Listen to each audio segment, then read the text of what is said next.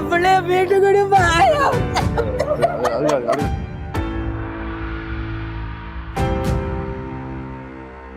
எங்கேயும் வேலைக்கு போய் எங்களுக்கு தெரியாது. மீன் தொழில் தானப்பா,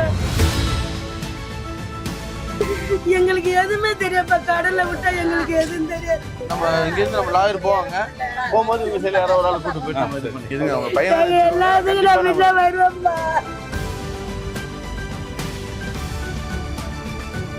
சுனாமி எடுத்து நாங்க இருக்கிறோன்னா இவங்கள நம்பி தனுப்பா இருக்கிறோம். இதுதான் சுனாமி வீடு கட்டி தந்தாங்களா? சுனாமி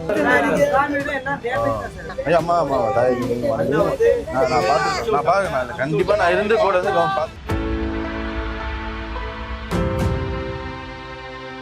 லாஸ்ட் இவரு தம்பி அரசு இருந்தாப்ல. தம்பி எல்லாம் போயிட்டு நம்ம தான் போய் எல்லாரும் வச்சு பேசி வந்தாப்ல. மாத்திரை இருக்கா? மாத்திரை மட்டும் கொடுத்துருவோம் சொல்லுங்க, நம்ம டீம் போகும்போது வாங்கி கொடுத்துருக்கேன். ஆமா ஆமா.